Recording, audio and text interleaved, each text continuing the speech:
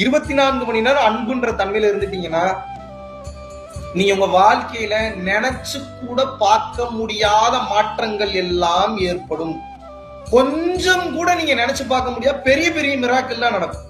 நீங்க என்னால இது என்னன்னு சொல்றது, வார்த்தைகளெல்லாம் சொல்லவே முடியாது.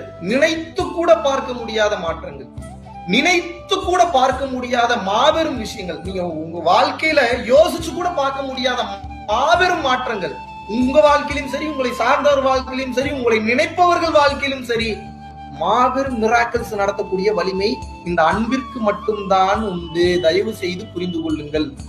அப்ப என்னன்னா, மனம் பக்குவப்பட வேண்டும் என்றால் இந்த மனதிற்கு சொல்லிக் கொடுக்க வேண்டும். எப்படி சொல்லிக் கொடுக்கணும்? மந்திரமாக சொல்லணும். அன்பு அன்பு, கருணை கருணை சொல்ல சொல்ல ஒரு கட்டத்துக்கு மேல நீங்களே கருணையின் வெளிப்பாடாக மாறிவிடுவீர்கள். உங்களையே அறியா மாறிடுவீங்க. எப்ப மாறினீங்கன்னே தெரியாது. அது ஒரு பியூட்டிஃபுல்லான ஒரு மூமெண்ட்ல நடக்கும். நீங்க நினைச்சு கூட பார்க்க முடியாத மூமெண்ட்ல அது நடந்துரும். ஆனா விடாம இதை மட்டும் சொல்லிக்கிட்டே இருங்க. கருணை கருணை கருணை கருணைன்னு 24 மணி நேரம் இப்படி சொல்றது இல்ல. சூழ்நிலை கிடைக்கும் போதெல்லாம் யாரோ ஒருத்தங்களை பாக்குறீங்களா, வரீங்களா, எல்லாம் இறைவன் தாங்க. இறைவன் அன்பின் ரூபமாக இருக்கிறார். அன்பா இருங்க, வாழ்க்கை எல்லாம் சிறப்பா இருக்கும். கருணை தாங்க எல்லாமே அப்படின்னு வார்த்தைகளால சொல்லிக்கிட்டே இருங்க. யாருக்கா இருந்தாலும் கருணையின் ரூபமாக பேசுங்க. கருணையை வெளிப்படுத்துங்க. நீங்களும் அன்பா உங்ககிட்ட இருக்கக்கூடிய பொருளை கொடுங்க. அன்பா உங்ககிட்ட இருக்கக்கூடிய அறிவை கொடுங்க. உங்ககிட்ட என்னெல்லாம் இருக்கோ உங்களை சார்ந்தவர்களுக்கு கொடுங்க. பரம்பொருள் பவுண்டேஷன் கொண்டு கொடுங்க. நான் சொல்றேன், நீங்க தயவு செய்து உங்களை சார்ந்தவர்களுக்கு உங்க ஏரியால நீங்க அன்பை கொடுங்கள், அன்பை விதையுங்கள். என்ன நடக்கும்னு பாத்தீங்கன்னா, நீங்கள் கடவுளாக கொஞ்சம் கொஞ்சமாக மாறுவீர்கள். அட்டமா சித்துக்கள் எல்லாம் தானாகவே கைகூடும். அன்பிற்கு அப்பேற்பட்ட வலிமை உண்டு.